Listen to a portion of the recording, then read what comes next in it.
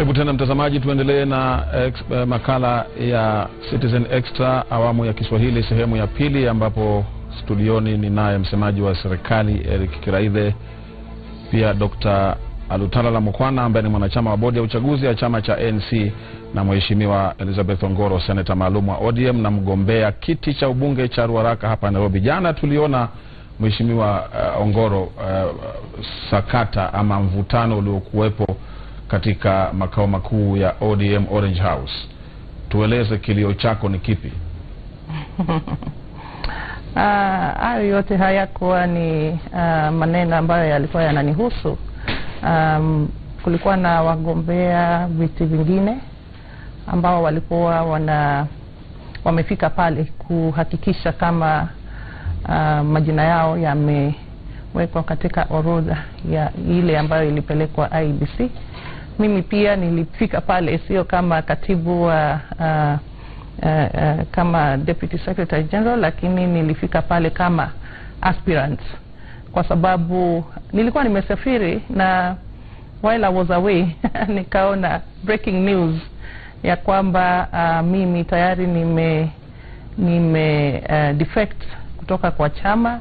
Nikaona mambo mengine ya kwamba my competitor Mheshimiwa Kajwang amepewa direct nomination na mambo kama hayo.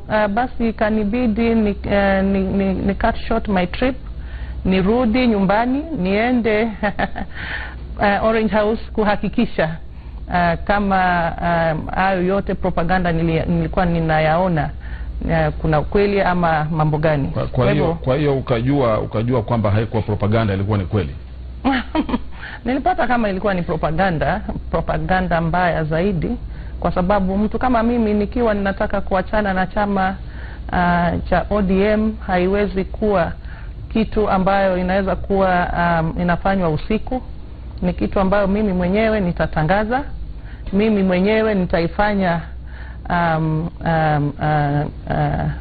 mchana na nitatoa sababu. Kwa hivyo ilikuwa ni propaganda, na ninaona ya kwamba kila mara tukiwa na uchaguzi nchi hii, watu aspirants wamekuwa sasa wako na mbinu tofauti ya kuhakikisha ya kwamba wengine wameachana na race, wengine wamekasirika wakatoka kwa uchaguzi. Kwa hivyo nafikiri ilikuwa ni propaganda mbaya zaidi, ambayo haikuwa imetokana na ODM headquarters, ilikuwa imetokana na wagombeaji wenzangu. Naam, lakini kwa mgombea ambaye ni mpinzani wako kupewa nomination certificate haikuwa propaganda? Hiyo pia ilikuwa ni propaganda, kwa sababu nilifika pale nikawa nimeenda pale kwa unyenyekevu kuhakikisha kama ukarabati yoyote imefanyika. Nikaongea na commissioners ambao walikuwa pale, wakanihakikishia, kisha wakatoa ile orodha ambayo walikuwa wamepeleka tayari IEBC, na nikaona jina yangu iko pamoja na mgombea mwenzangu kwa race. Kwa hiyo kilio chako kikaishia hapo, kwamba umeridhika? Basi kikaishia hapo, kwa sababu sasa nilishapata jina lako lipo kwenye orodha. Jina langu lipo kwenye orodha. Na huo ndio ulikuwa wasiwasi wako kwamba labda jina lako halipo? Unajua hii ni siasa, na saa nyingine propaganda huenda ikawa na ukweli. Sasa kutokana na yale ambayo niliyaona in 2013 2012, nilisema wacha, hata kama ni propaganda, wacha nifike pale mimi mwenyewe nijione, nihakikishiwe, nijue ukweli wa mambo kabla sijatoa matamshi. Na hiyo ndio nilifanya. Nikaenda pale, nikaonyeshwa, nikajua basi hii ni propaganda, sio kutoka kwa chama, sio kutoka kwa party leaders, sio kutoka pali pengine. Hiyo ni propaganda ambayo ilikuwa imetokana na mtu ambaye pengine ameshikwa na hofu na uoga, hataki kupatana na mimi kwa debe. Kwa hivyo Mheshimiwa, ulisema kwamba uliwasili katika makao makuu ya ODM Orange House kwa unyenyekevu. Sasa ule ndio unyenyekevu tunauona jinsi ulivyowasili.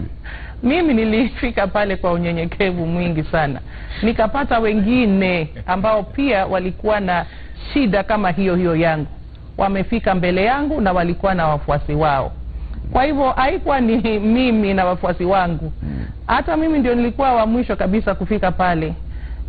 Kulikuwa na wengine ambao walikuwa na malalamishi, na hayo pengine sasa siwezi kusema sana kwa sababu elections board ina address. Kulikuwa na mgombea ambaye anawania kiti cha MCA huko South Sea, nafikiri anaitwa Bwana Abdi Mohamed ama mtu kama huyo. Alikuwa ana malalamishi ya kwamba wako watu 21 kwa race, na akaona kwenye runinga ya kwamba mmoja wao tayari ameshapewa ticket. Na sasa hiyo pia iliwekwa hapo. Alikuwa na wafuasi wake, alikuwa amekasirika kabisa. Na afisa mmoja wa bodi ya uchaguzi, Mheshimiwa Ongwen kama sikosei jina lake, na aliweza kujeruhiwa na baadhi ya wafuasi wako ambao walifika Orange House. Sasa unajua, ukisema baadhi ya wafuasi wangu, mimi hata nashangaa. Mimi nilifika pale nikiwa nimechelewa mno, na hayo yote mimi hata nafanya kuyasikia ya kwamba kulikuwa na mvurugano kiasi. Vile nimesema hapo awali, kulikuwa na wagombea kadhaa ambao walikuwa na malalamishi. Kila mtu alikuwa anaelekeza lawama kwa wale ambao wanasimamia uchaguzi na wale ambao wanasimamia Orange House. Kwa hivyo kama kulikuwa na mvurugano, ni kati ya wafuasi, wanachama, wale ambao wanapenda hiyo wanapenda chama cha Orange House, na walikuwa sasa basi pengine hawaelewani vizuri na Bwana Oduor Ongwen. Sidhani kama inaweza kusemekana ya kwamba wafuasi wangu. Nilikuwa nje ya Nairobi, hata nilirudi kwa sababu ya hiyo maneno, na nilifika Nairobi asubuhi, nikaenda moja kwa moja Orange House kuhakikisha ya kwamba ukweli wa mambo sio kama hayo ambayo nilikuwa nayasoma. Na mheshimiwa tarudi kwako kuzungumza masuala hilo. Msemaji wa serikali Bwana Kiraithe yuko hapa, na kabla uingie studioni tulizungumza naye kuhusu ghasia ambazo zinatarajiwa na jinsi serikali ilivyojipanga. Je, Bwana Kiraithe, ilibidi jana tunaarifiwa kwamba polisi waitwe katika jumba la Orange House kutuliza ghasia za wafuasi wa ODM kama alivyosema Mheshimiwa Ongoro.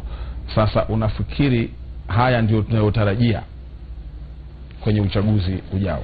Jambo ambalo tunasema ndugu Swale ni kwamba wakati wa kampeni kuna changamoto nyingi, aidha kwa ajali ama kwa kutofikiria vizuri. Tumefanya siasa zetu zikawa zina zawadi mwenye kushinda sana, yani they are too lucrative.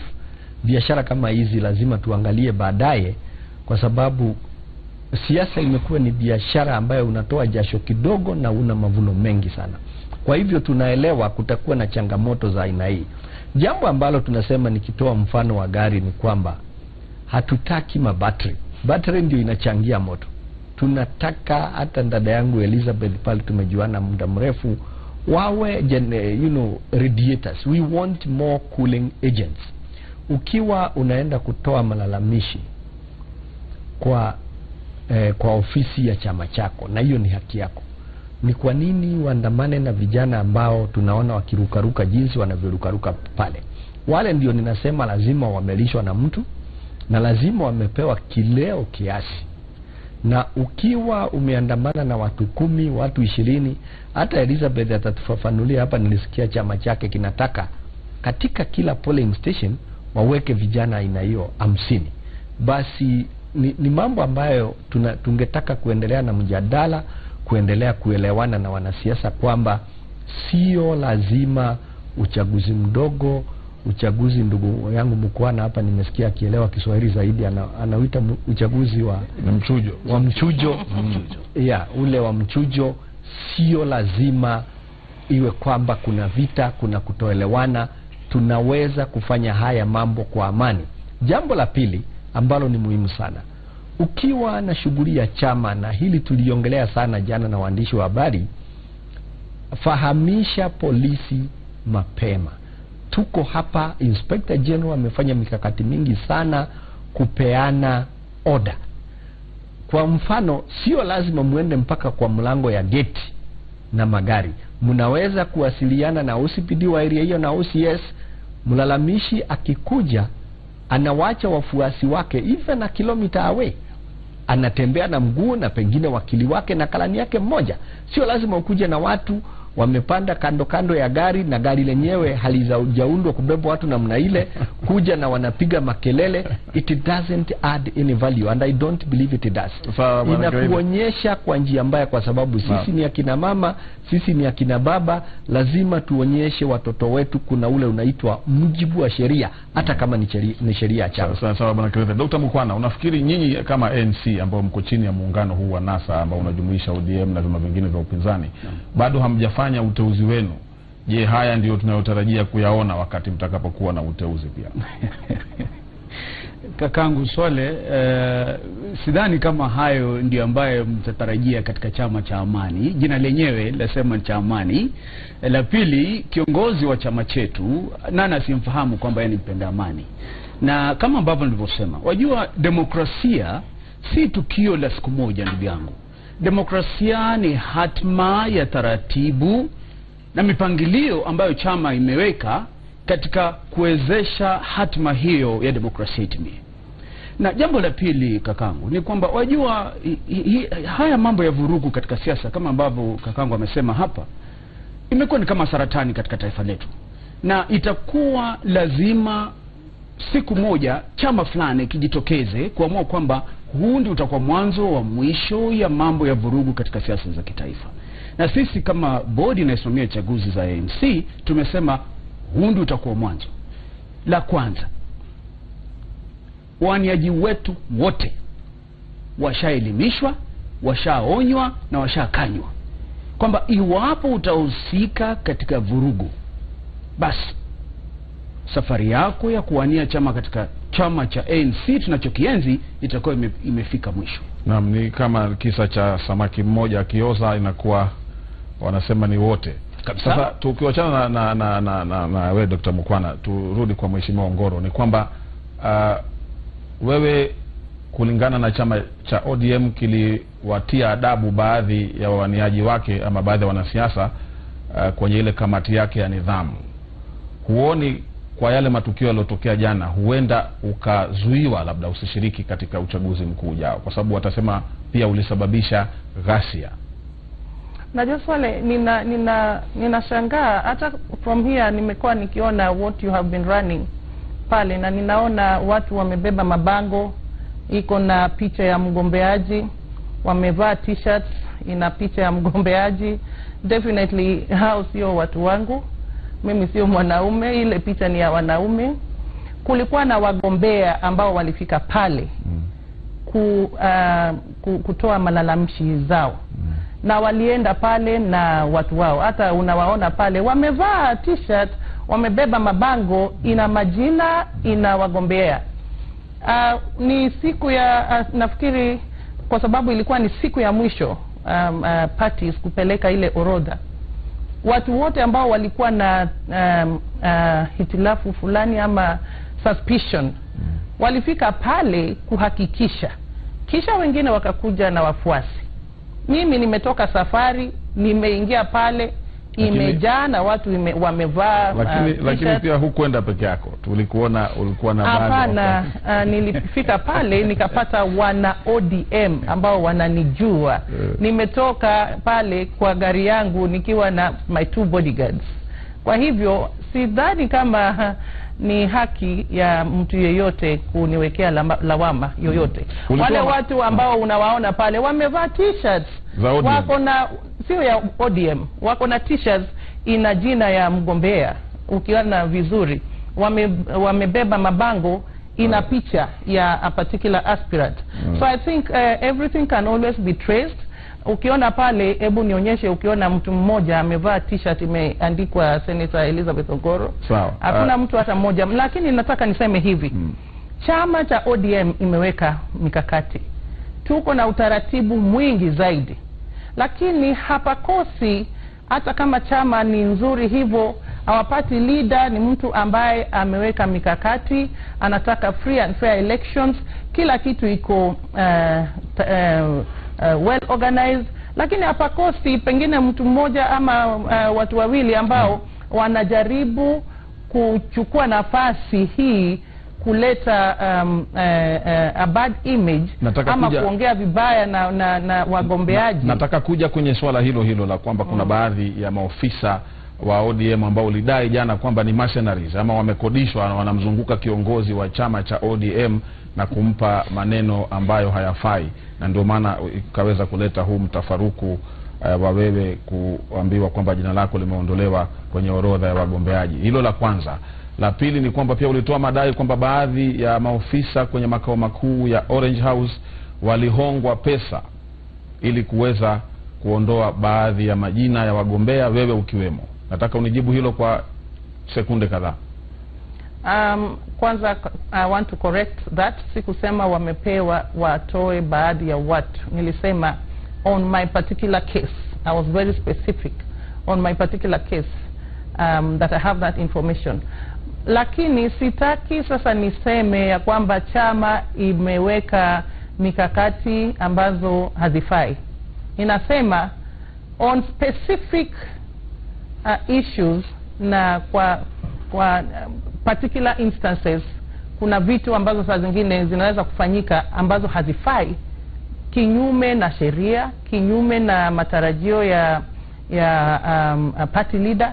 Na sisi kama watu ambao tunaipenda hiyo chama, hatuwezi kunyamaza vitu zikiendelezwa vibaya, kwa sababu hata kama ni mtu mmoja ameendeleza mambo mengine vibaya, lawama bado itakuwa juu ya party leader, lawama bado itakuwa juu ya chama, na ni vizuri uongee ili hapo parekebishwe badala ya kunyamaza alafu nyinyi wote mzame. Kwa hivyo yale ambayo nilitamka jana sitayasema tena, kwa sababu hayo sasa zinashughuliwa na wanachama kulingana na zile structures ambazo tuko nazo. Hiyo ni in-house. Sasa niliyasema kwa sababu ya tayari wameyasikia, tayari wanayazungumzia, tayari kuna hata saa hii kuna mkutano ambayo sasa wanaangalia yale mambo, wanaangalia yale matamshi. Wamenambia nipeleke mambo mengine, na hayo tunayatatua kichama. Kwa hiyo ukisema kwamba kuna mkutano unaendelea kuyajadili yale uliyozungumza jana, kwa hiyo ni mambo ambayo yalikuwa katika chama cha ODM ambayo yanajadiliwa. Mimi ninasema matamshi yangu imefanya ya kwamba tukae chini na waangalie. Unajua hapa where there's fire, where there's smoke there's fire. Lazima kuna moto. Kwa hivyo sasa wanataka waangalie kabisa chanzo ya hayo matamshi yalikuwa ni nini, na tunayatatua. Sawa. Kwa hiyo huna nia ya kuhama ODM? Sina nia ya kuhama ODM kabisa. Kama ningepata ya kwamba ukarabati na mambo kama hayo nimefanyiwa kinyume, mimi kama mwanasiasa na nimekuwa locked out kinyume ya sheria bila sababu, basi kama binadamu pengine ningekasirika, nikuwe na mambo mengine, lakini nilifika pale nikahakikisha ya kwamba sio chama, sio party officials, sio party leader, ni wagombeaji wenzangu. Sasa nikasema basi hii ni ni mtu ambaye tu ana hofu, anatapatapa hapa na pale, anafanya mambo ambayo sasa zinakuwa na very negative backlash kwa chama. Lakini sasa mimi na yeye pamoja na chama tutayatatua. Sawa Mheshimiwa Elizabeth Ongoro ambaye ni senator maalum wa ODM na mgombea kiti cha ubunge cha Ruaraka. Bwana Dr. Mukwana, kuhusu swala hili la uteuzi, kulikuwa mnasema kwamba chini ya muungano wa NASA mtateua wagombea kwa pamoja. Imekuwaje sasa ODM wameanza kuteua wagombea wao na vyama vingine vya upinzani vimeanza kuteua wagombea wao? Kwa sekunde kadhaa. Asante. Boma letu linaitwa Amani National Congress. Sisi twalipanga boma letu. Mimi kama commissioner ambaye ni katika bodi ya Amani National Congress elections, mimi shughuli yangu na wenzangu ni kuhusu chaguzi za ANC. Hata hivyo, ambao watashughulikia chaguzi za pamoja watajulikana katika wakati mwingine. Kwa sasa mimi sitozungumzia chaguzi za pamoja maana kazi niliyopewa si ya chaguzi za pamoja. Kazi niliyopewa pamoja na wenzangu ni chaguzi za ANC. Asante. Bwana Kiraive, neno moja la mwisho kabla hatujafunga. Na neno ambalo nataka kuambia hawa tulio nao hapa wagombea kama Elizabeth Ongoro ni kwamba katika hii nchi sisi wote tunatoshea chini ya sheria, tunaweza kufanya uchaguzi kwa njia amani, na nitaenda kumtafuta Elizabeth awe one of my certified cooling agents. Pale tunasema kuna hotspot, awe one of the radiators, not the generators or the batteries. Jambo la pili ninataka kuambia ni Wakenya ni kwamba let us support IEBC. Tulitoa male makanimishi na walikuweko, tumeleta wapya, wacha tuwape nafasi, tuwape support, ndiposa tuhakikishe haki ya mwananchi ya kumchagua kiongozi wake ijapo Agosti imetekelezwa, imetimizwa kwa njia amani, na serikali imejitolea kabisa. We shall support even the parties kwa mchujo, kwa advice na kwa vitendo, tuhakikishe kuna amani na utangamano katika hii nchi. Asante. Asante sana msemaji wa serikali Eric Kiraithe. Dr. Alutalala Mukwana, mwanachama ama kamishna wa bodi ya uchaguzi wa chama cha ANC, na pia mheshimiwa Elizabeth Ongoro ambaye ni senator maalum wa ODM na pia mgombea kiti cha ubunge cha Ruaraka kwa tikiti ya chama cha ODM hapa Nairobi. Asanteni wageni wangu wote kwa kufika. Nilikuwa na mie wenu Swalehe kwenye makala haya ya Citizen Extra awamu ya Kiswahili. Kwa sasa na kutakia mchana mwema.